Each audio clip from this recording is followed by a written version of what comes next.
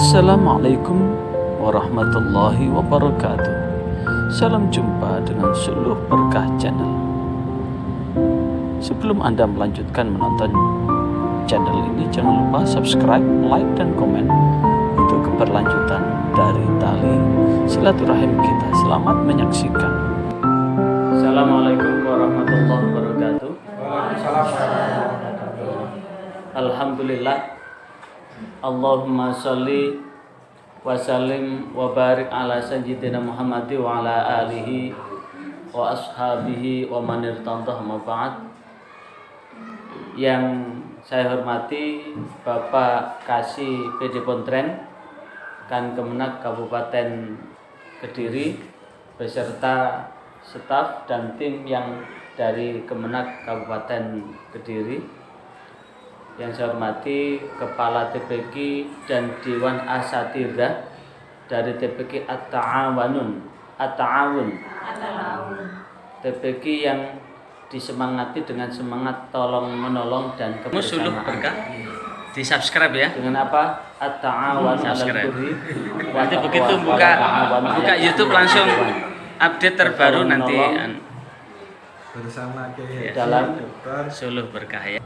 Mencari pahala dan tolong menolong dalam kebaikan, sehingga kebaikan yang digemakan melalui dakwah Al-Quran, melalui BTQ baca tulis Al-Quran yang diberikan kepada anak-anak masyarakat akan membawa pengaruh yang positif dalam mewujudkan generasi Muslim yang berkualitas. Terkenalnya Pak Dr. Awi atau Pak Taman Pendidikan Al-Quran ini adalah taman pendidikan yang tetap berada di negara Kesatuan Republik Indonesia. Karena itu saya tolak ini TPQ ini belum ada di Indonesia. Belum ada di Indonesia. Saya lihat lambang negara belum di. Kalau ini kantor, maka sesungguhnya jikalau menyadari bahwa kita tetap di negara Kesatuan Republik Indonesia, maka lambang negara wajib dipasang. Apa? Lambang negara itu Garuda Pancasila, kemudian presiden, wakil presiden, dan bendera merah putih. Jikalau tidak, maka ini masih dipertanyakan tentang ini darahnya NKRI atau darahnya Nyi Roro Kidul. Dalam rangka dari Kanwil itu penting dan wajib itu. Dan kalau sudah NKRI, maka Taman Pendidikan Al-Quran ini adalah betul-betul melalui Al-Quran membangun karakter bangsa, karakter generasi muda Indonesia yang punya kecerdasan spiritual yang tinggi. Kenapa? Kita mengajarkan Al-Quran bukan hanya semata-mata anak-anak kita ini mampu membaca Al-Quran dengan baik dan benar, tapi bagaimana mampu mengimplementasi nilai, menerapkan, membumikan nilai-nilai ilahiyah itu. Namanya membumikan itu berarti mempraktekkan nilai-nilai Al-Quran itu dalam kehidupan bermasyarakat, berbangsa, dan bernegara. Dan tentu dalam kehidupan bermasyarakat dan bernegara, di negara kita ini ada 6 agama, sehingga ada semangat mengajarkan moderasi beragama. Apa itu moderasi beragama? Bagaimana Taman Pendidikan Al-Quran ini membimbing santri yang memiliki cara pandang, sikap, dan praktek beragama dalam kehidupan bersama. Namanya beragama dalam kehidupan bersama itu berarti kita tinggal di negara ini kan tidak sendirian begitu. Lah, cara pandang agama dalam kehidupan bersama berarti di sisi-sisi yang lain kita ada teman yang berbeda, bukan hanya berbeda organisasi, bukan hanya berbeda warna kulit, tapi juga beda keyakinan dan agama. Ini penting karena apa? bagaimanapun juga situasi damai seperti sekarang itu lebih enak daripada situasi perang. Seperti sekarang ini sedang berlangsung genosid dari Israel terhadap penduduk Palestina yang ada di Gaza. Yang meninggal sudah 10.000 lebih, korbannya banyak anak-anak dan wanita. Fasilitas-fasilitas penting luar biasa. Biaya yang dipakai oleh Israel untuk membombardir itu, saya baca ada yang menghitung sampai 31 triliun yang dari Israel aja. Belum dengan gedung-gedung yang dibangun dengan tinggi, yang kemudian itu juga dengan uang juga berapa triliun yang dihancurkan. Kemudian belum nyawa berkelimangan. Dan yang jadi korban pun bukan hanya Muslim, seluruh penduduk, karena bagaimanapun juga di Palestina itu juga bukan negara Islam. Apa buktinya? Jadi Presiden Mahmud Abbas itu bukan Muslim, non-Muslim. Namanya Mahmud Abbas, tapi agamanya non-Muslim. Tapi bagaimana dalam kehidupan bersama ini tetap kita hidup damai dan berdampingan. Nah, substansi utama yang perlu diajarkan buat anak-anak kita adalah bahwa ketika kita sudah hidup di tengah-tengah yang heterogen itu, yang paling penting adalah mampu mengejawantahkan esensi ajaran agama. Apa itu esensi ajaran agama? Agama itu tidak ada satupun agama yang mengajarkan kehancuran. Tidak ada satupun agama yang mengajarkan untuk menyakiti orang. Bahkan di Kristen ada doktrin, jikalau kau ditampar pipi kanan, maka berikan pipi kiri. Berarti jikalau engkau ditampar pipi kanan, maka beri pipi kiri kalau kurang puas. Berarti ketika ditampar pun tidak ada rasa sakit hati. Silahkan puas-puasin deh kamu menampar saya. Artinya apa? Itu menunjukkan bahwa ada namanya esensi kasih sayang. Setiap orang akan mengajarkan esensi kasih sayang. Lah wujud kasih sayang itu tentu berangkat dari kasih sayang ustazah ini di dalam mengajarkan anak-anak tata cara berkata-kata, tata cara berperilaku dan sebagainya. Apalagi TPQ ini ada di sebuah yayasan yang di situ ada masjidnya. Maka tentu memasukkan anak-anak ke masjid, dan ini perlu dikomunikasikan sama takmir. Walaupun anak-anak dia punya kewajiban untuk diajar untuk menunjukkan cintanya ke masjid. Jangan kemudian ada kata-kata begini, ojo nang masjid, anak-anak belum ngerti najis. Loh, urusan ngerti dan tidak ngerti najis itu terletak kewajibannya ada pada ustazah untuk membimbing toharohnya. Begitu masuk anak-anak sudah diajari toharohnya, bagaimana cara menjaga kesucian masjid. Kenapa? Jikalau anak sudah selesai di TPQ, maka anak itu juga tidak akan masuk ke masjid. Begitu selesai di TPQ, apalagi ada namanya wisuda. Wisuda itu artinya khotam. Tahu wisuda kemudian diplesetkan wis sudah, wis gak usah ngaji. Wis sudah gak usah nanggone masjid. Sehingga begitu di wisuda dari TPQ, larinya ke kafe, ke warnet. Kalau lari ke kafe, ke warnet itu sudah tidak ada ukurannya. Padahal Rasulullah SAW mathalul jalis. Mathalul jalis itu adalah perumpamaan teman duduk atau teman yang beginilah. Di mana Rasulullah menggambarkan perumpamaan teman itu ada dua macam kan? Kahamil misk, seperti orang yang membawa parfum. Yang kedua adalah kahamil kir, seperti orang yang membawa kayu bakar. Kalau seperti orang yang membawa parfum, jadi walaupun sekitarnya ini tidak pakai parfum, tapi teman kita itu berparfum, kemana-mana orang yang mencium adalah bau parfum itu, bukan bau kita yang menyertai itu. Begitu pula kalau teman kemudian seperti pembawa kayu bakar, kalau tidak terbakar minimal kena asapnya, sangit. Nah, inilah yang kemudian Taman Pendidikan Al-Quran ini dalam rangka apa? Mengaktualkan nilai-nilai itu, kemudian nilai-nilai universal dari agama itu diajarkan lewat pesan-pesan Al-Quran. Karena bagaimanapun juga Al-Quran itu juga mengandung nilai yang sangat universal. Apa buktinya? Kalau Al-Quran itu mengandung nilai yang sangat universal, fakta menunjukkan setiap orang yang membenci Al-Quran, maka di saat yang bersamaan maka akan menyedot animo orang untuk penasaran dengan apa isi Al-Quran. Saat Al-Quran dilecehkan di Swedia, saat Al-Quran dilecehkan di Denmark, maka bersamaan dengan itu orang akan penasaran dengan isi Al-Quran. Dan ketika Al-Quran sudah dibaca, bukan kekufuran yang didapat, tapi iman yang akan didapat. Betapa banyak orientalis yang bersemangat untuk membaca Al-Quran, mempelajari Al-Quran dengan maksud ingin menghancurkan Islam dari Al-Quran. Tapi apa yang terjadi? Berakhir dengan hidayah Allah lewat hidayah Al-Quran. Karena Al-Quran ini mengandung nilai-nilai universal.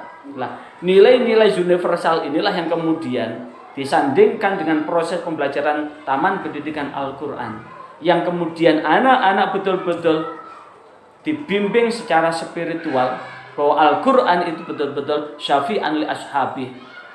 Fakta menunjukkan siapapun yang dekat dengan Al-Quran, siapa yang menjadikan Al-Quran itu sebagai bagian yang tak terpisahkan dari hidupnya, betul-betul syafi'an li ashabi. Fakta menunjukkan untuk guru-guru Al-Quran yang betul-betul punya semangat yang luar biasa, walaupun ngajar TPQ itu kan gajinya 30 hari sebulan kan? Gajinya lillahi ta'ala. Untuk TPQ tahun ini dikasih gaji berapa, Bu? Jujur.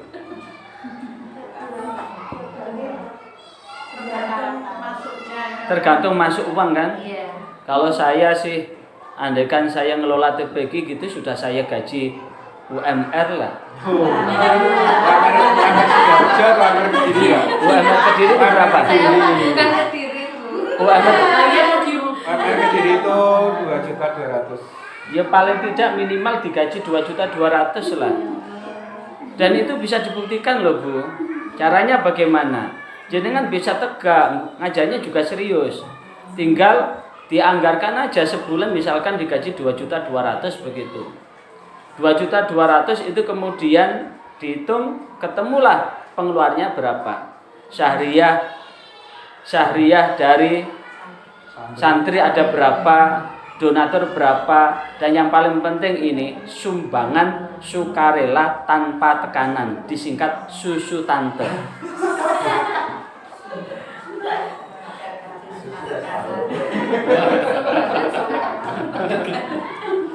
Itu yang penting, sehingga setiap insya Allah 100% semuanya akan menerima UMR itu. Caranya bagaimana? Dihitung semua kan? Dan tetap yang ditandatangan tetap 2.200.000. Dan kemudian setelah dihitung, ternyata loh ketemunya sekian, masuknya sekian. Oh masuknya ini kalau dibagi ketemunya 150-an. Kemudian ditambah apa itu? Ditambah potongan untuk disumbangkan di jalan Allah, sehingga terima jumlah bersih 2.200.000. Sehingga panjenengan ketika ketemu wali santri, bapak-bapak, ibu-ibu, jenengan bisyarahnya berapa? Syahriyahnya berapa untuk TPQ sini? 10.000. Jenengan bayar 10.000 itu pun tidak mesti setiap bulan. Kalaupun toh sudah nunggak 3 bulan 4 bulan, pindah ke TPQ yang lain. Ini tolong dicamkan baik-baik, ibu-ibu ini semuanya nyumbang untuk TPQ ini sebesar 2.150.000. Karena digaji UMR 2.200.000, terimanya 50.000. Jadi yang disumbangkan 2.100.000. Caranya bagaimana? Uang itu dititipkan kepada Allah. Namanya dititipkan pada Allah itu artinya panjenengan saatnya butuh, panjenengan ya Allah, uang syahriyah saya bulanan kemarin saya titipkan, saya kembalikan ke panjenengan ya Allah. Saat ini saya butuh ya Allah, mau bikin rumah ya Allah. Saat ini ya Allah, Ini ada sawah tetangga mau dijual ya Allah. Ya Allah, itu tetangga kemarin daftar haji ya Allah. Panjenengan turunkan ya Allah. Saya ambil ya Allah di tabungan saya itu. Maka itu Allah akan menjawab. Allah akan menjawab. Dan itulah yang kemudian pentingnya. Nah, ini fakta menunjukkan ternyata guru-guru yang seperti ini yang betul-betul ikhlas, tanda keikhlasan itu adalah ngajar di TPQ tidak kemana-mana. Cukup satu TPQ itu walaupun gajinya sebulan 30 hari, satu TPQ itu, tapi tetap yakin yang ditandatangani adalah UMR tadi, sisanya ditabungkan ke Allah. Ternyata ya tetap tidak ada yang kurus ternyata ya. Syukur-syukur apa ya? Syukur-syukur semua guru. Standarnya harus syukur-syukur. Itulah ternyata Allah jawabnya itu dengan caranya Allah. Waktu bujang yang diterima ya sekian itu. Begitu nikah ya ternyata tidak ada yang tidak bisa makan itu. Dari buah cinta kasih lahir anak juga tidak ada yang tidak bisa nyekolahkan, mondokkan, muliakan anaknya itu ternyata. Orang lain bisa bikin rumah, guru Al-Quran juga punya rumah. Orang lain bisa beli mobil, guru Al-Quran juga bisa beli mobil itu. Bisa naik mobil. Bisa naik mobil paling Bisa tidak. naik mobil. Minimal bisa naik mobil. Nah, itu artinya apa? Dan caranya Allah menjawab itu dengan luar biasa. Makanya dari apa yang ada saat ini, dari operasional yang sudah dikeluarkan oleh TPG, negara belum bisa hadir 100%. Sekali lagi, negara belum bisa hadir secara 100%. Itu pun hadirnya masih berupa insentif sama BOP.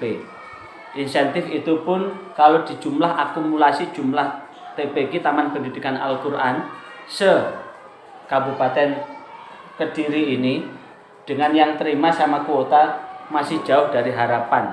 Tahun ini hanya berapa? 20 berapa penerima BOP? 22 lembaga. Hanya 22, sementara lembaga sekabupaten ada 3.000 lebih. ada 3.000. Kalau contoh kemudian 3.000, sementara yang terima adalah 22, maka tentu andaikan digilir akan dapat gilir 15 tahun yang akan datang. Kalau digilir.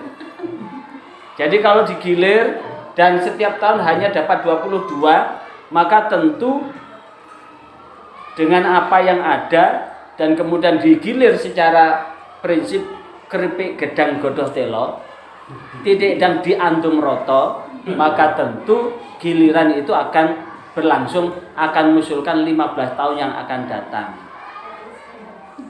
Nah, artinya apa? Bahwa bantuan operasional maupun insentif seperti ini sebagai apa? Bukti bahwa negara sudah berusaha untuk hadir di tengah-tengah kehidupan lembaga pendidikan non formal ini.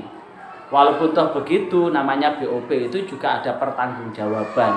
Maka pertanggungjawaban ini nanti tolong dipenuhi secara optimal. SPJ-nya juga dipenuhi secara optimal. Walaupun sedikit itu, kalau kemudian malpraktek, ibarat seorang dokter ngasih obat yang malpraktek, itu akan jadi penyakit. Karena 2 tahun yang lalu itu ada yang malpraktek. Akhirnya apa? Pelaku malpraktek itu akhirnya dipondokkan di pondok pesantren At-Taubah.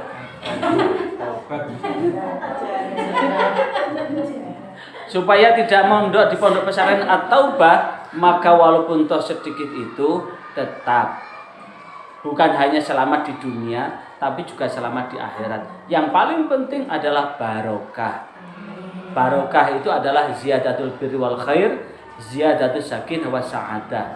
Bertambahnya ketenangan dan kebaikan, bertambahnya ketenangan dan bertambahnya kebaikan dan kebajikan, dan bertambahnya ketenangan dan kebahagiaan. Yang paling penting itu, dan kemudian dari hal apa yang ada setelah selesai SPJ, nanti toh yang mengajukan ya panjenengan sendiri dari operator. Ini insya Allah dari hampir 3.000 TPQ tadi, dan ini termasuk salah satu di antara 22 TPQ yang menerima ini, termasuk operatornya bagus itu.